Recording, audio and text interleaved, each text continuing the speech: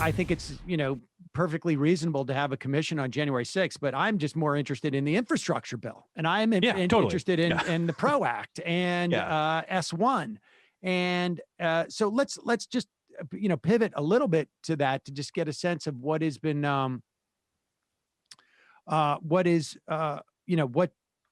what's happening with that. Joe Biden started off with a $2.3 trillion bill. Mm-hmm. And Shelley Moore Capito came out and said, well, we're thinking like 6 to 7 to 800 billion. And she was asked why that number. And she goes, I don't know. It's just sounds reasonable. And I'm not joking that she actually said that. And so they go into negotiations. Biden drops down to 1.7 trillion, then signals he's willing to drop down to 1 trillion. Mm-hmm. The Republicans come back with a $50 billion bill, with which only $250 billion is actually new monies. Yeah. Some of it they're going to take from states, they're claiming, although there's a story today that like 12 state treasurers or comptrollers basically contacted the White House and said, we've earmarked that money. Like, you haven't given it to us yet. My God, yeah. We've already spent it. Like, that's not, you know how this works. This is going to be the craziest part of our era, is that like having in a crisis sort of returned to doing important and good things. This period when it's like people want to claw them back, like the increased state and local aid, like. I don't know. I don't know how many people have seen the chart, but like that was huge. It started going down under Reagan, never recovered. So yes, it's a good idea to give the state and local governments more money. Like the federal government should be in the habit of doing that. And the idea regular, now, yes. Like, now it turns out the states are doing fine. So let's claw that money back. Like, no, that's absurd. It's absurd. It's absolutely absurd. And I don't think they're going to do it. I don't think so, but yeah. Jen Psaki came out, I guess, yesterday and said, this infrastructure thing is inadequate. So what happens now? I mean, is it your sense? Have you talked to folks on the Hill that I saw something, I guess it was a week ago, a little bit more than a week ago.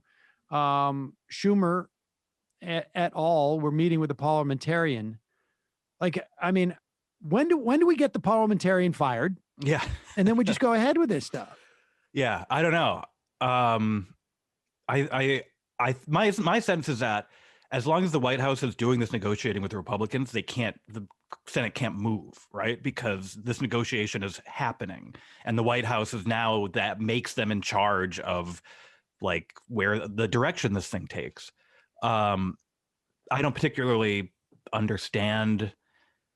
Like, I don't understand. I don't know. I think that there's like leadership seems sort of not worried enough about the whole thing getting derailed in the sense of like, if they strip out all the good bits so that they can negotiate a deal with Republicans, like, do they really think they're going to get all those good bits later on and like get 50 Democrats plus the vice president to pass only the good bits? Like that's what they are sort of floating a little bit. But I mean, that's the thing, is it's so hard to tell what is actually going on. Yeah.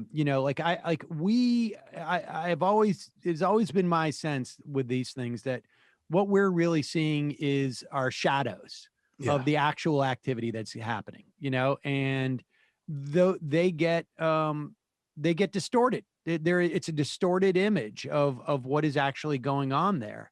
But if they are moving on to reconciliation, I think originally the deadline was this week, was Memorial Day. Mm-hmm. And I think they've pushed it another week. And then it seems to me that like you have this period of time between now and the end of July when you have the debt ceiling. Mm-hmm. Right. And there's another opportunity for the filibuster reform right there. Mm-hmm. And you got to work backwards from there. Like the reconciliation would take you probably to mid-July. Yeah. And then maybe you get rid of the filibuster because of the debt ceiling. Or maybe it happens before then. I mean, it feels like this infrastructure bill is A-okay in terms of reconciliation. Yeah.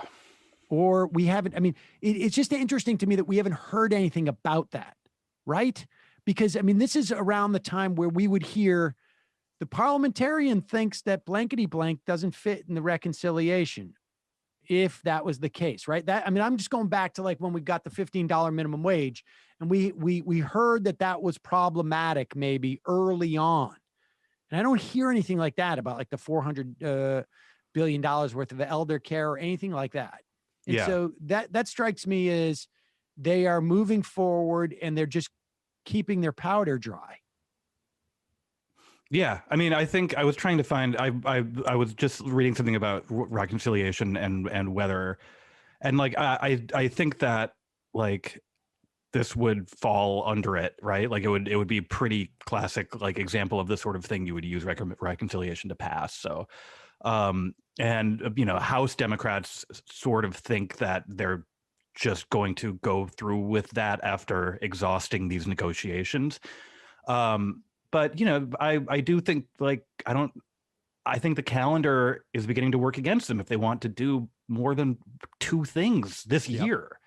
And I don't know. I mean, we saw that story about Joe Biden like taking a long time to make decisions, right? And I think that there's some truth to that, and I think it also explains why everything has been taking so long to get done, and for a strategy to be decided on.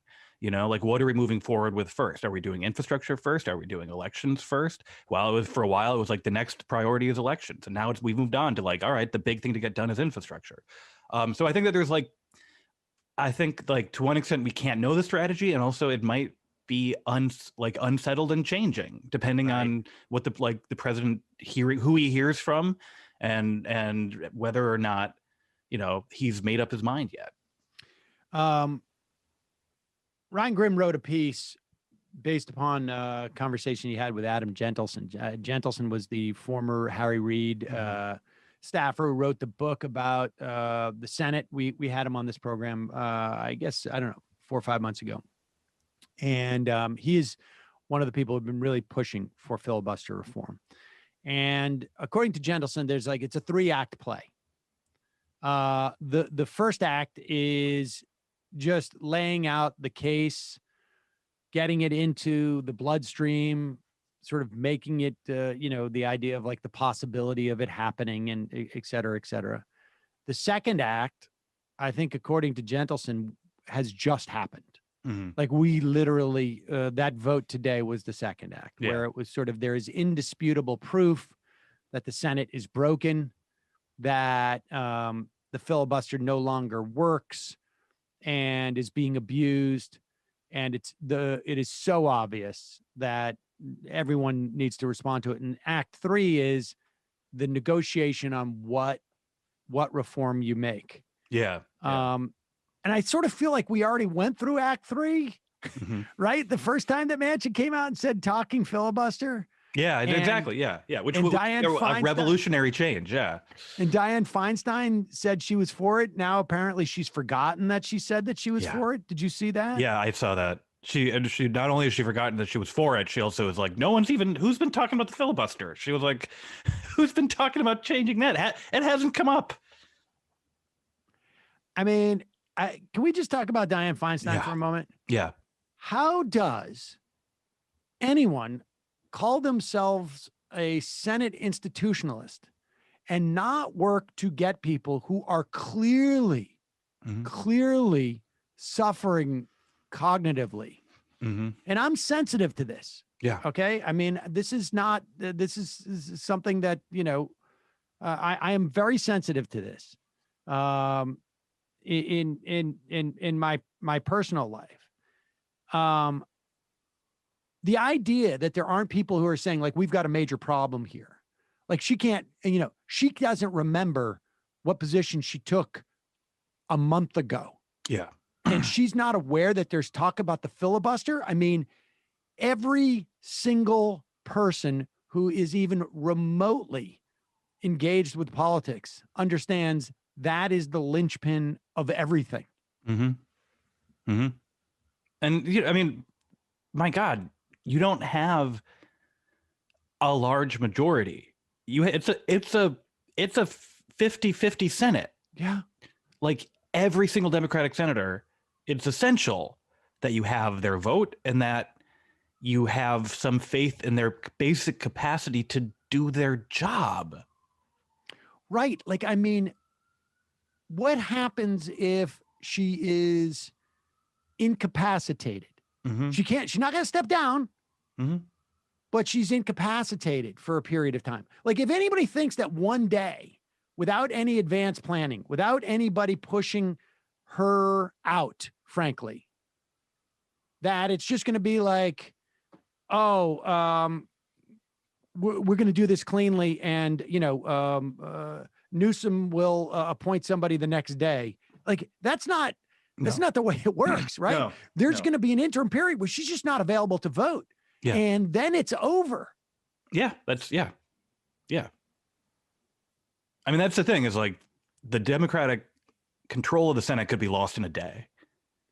It could be lost in a day, and it could also be even almost like suspended for a period of time. Exactly. And I mean, this is the height. I mean, this is like Chuck Schumer's job. Yeah. Right. I mean, isn't it? It is. It should be. I mean, that's like, the Senate is different from the House. Like, the majority leader in the Senate does not consider himself to be like, he considers the job to be making his members happy, not to be making them do stuff. And I think, let's be clear. That's what Chuck Schumer perceives. That's what Schumer. Yes, exactly. That's how not Schumer, what Mitch McConnell looks like in the job. No. Chuck Schumer thinks he's a concierge. Yeah. I think, and I think Schumer is changing, but I also think, like, for some reason, and we know the history of the Senate, for some reason, there is this like bright line against encouraging people who should not be there anymore to retire. It's just, Strom Thurmond stuck around forever. It's just like not, and I find that to be bizarre and damaging to the institution, but it's just like, that's part of the history recently, at least, now that we've had people have been staying there for so long. Is it just like, I mean, I know this is not necessarily helpful to get this sort of like psychological, but Patrick Leahy just filed for, that he's going to run for re-election. Yeah. Feinstein has filed paperwork for re-election. This is one of those things where it's like, I think you got to make the candidate actually do it. No staffers. Right. Make the candidate fill it out. Yeah. Like, like an eye test. Like, it's harder to, get a driver's license than it is to re-up for the Senate. And it's really just seems to me to be a level of narcissism that, because, I mean, look, celebrities have narcissism, but the implications of that are much less. It's really, they're mad because they didn't get cast in that role, and they should have been that role. Everybody knows that's the perfect role for me. Or, I can't believe I didn't get invited to that party. Right. But when Patrick Leahy or Dianne Feinstein are narcissists, they're saying, like, I'm the only person in the state who can be the senator. Yeah, exactly. I think I saw a quote that Leahy was like, "Oh, really only I can win this election." Like, or someone close to Leahy was characterized that as his thinking, and it's like, that's nuts. That's completely nuts. And with Feinstein too, I think that there's this idea that it's like they're indispensable because of their brilliance and their knowledge of the institution, even when they start forgetting some of that knowledge of the institution. Still, this idea is that they're irreplaceable.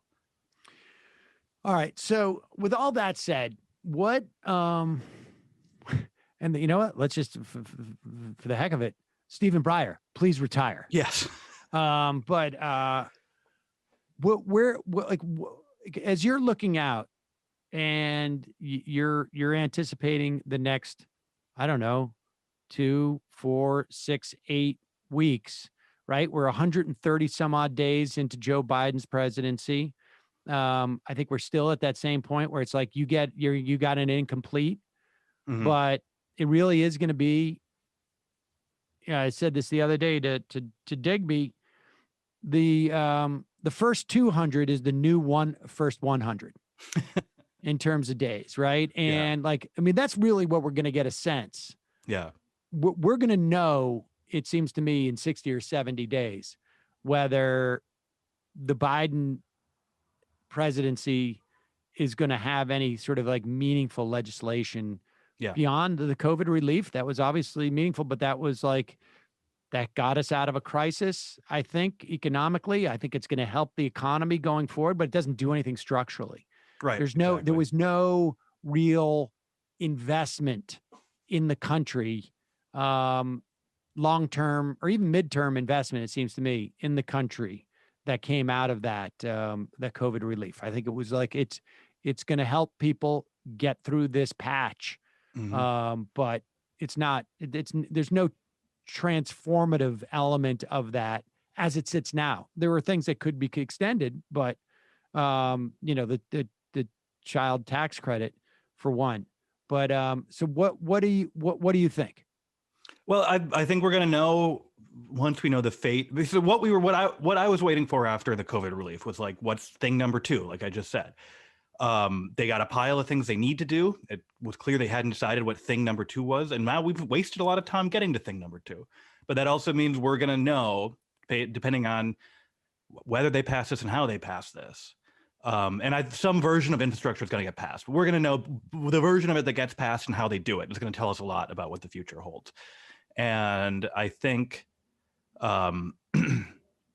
what they do in response to the vote today. So it's the optimistic version is like, all right, we move on to Adam Gentelson's step 3 now, and like that, then we move towards getting as much done as we can, and we do a good infrastructure bill, we do a good elections bill, and then we do the pro, and we do some version of the PRO Act, and like that would be ideal. And the only way to do it is like if this is the day that signals that the filibuster is going to change. Obviously, the pessimistic one is like, well, infrastructure, they decide to like, they negotiate with them, they negotiate it down with themselves, don't get any Republican support, pass it through reconciliation, and then sort of everything gets blocked from there. Like that's a realistic scenario, and I think that there are Democrats in the Senate who would be perfectly comfortable with that because they're comfortable with doing the least amount of stuff. Right. And then we just move on to some sort of like vague notion of engaging in the culture war. Yeah, exactly. That, around, whether, Donald Trump should have his account suspended on, on whatever it is, MySpace or whatever. Now, apropos of the conversation we were just having, Ryan Grimm tweeted 10 minutes ago. Chuck Schumer has sent out a letter to his colleagues. Mm-hmm. Here is the letter. Let's pop this letter up. We got a minute here. Senate Democrats are doing everything we can to move legislation in a bipartisan way when and where the opportunity exists, but we will not wait months and months to pass meaningful legislation that delivers real results for the American people. Looking ahead, the June work period will be extremely challenging. I want to be clear, the next few weeks will be hard and will test our resolve as a Congress and a conference. I mean, I got to say, he wrote this very quickly after hearing our conversation. Yeah, he did. He was like, all right. When the Senate reconvenes on June 7th, we will seek to pass H.R. 7, the Paycheck Fairness Act, a long overdue piece of legislation previously filibustered by Senate Republicans during President Obama's second term. We will also begin to confirm President Biden's judicial nominees, including Judge Ketanji Brown Jackson for the highly important U.S. Circuit Court of Appeals, the D.C. Circuit. We may also consider gun safety and LGBTQ equality legislation during the June work period. And finally, in the last week of the June work period, the Senate will vote on S1, For the People Act, the legislation that is essential to defending our democracy, reducing the influence of dark money and special interests, and stopping the wave of Republican voter suppression. So I have mixed emotions about that, because it feels like those are all things those are cannon fodder. That's the chum in the water. That's where they're hoping to get to the filibuster reform.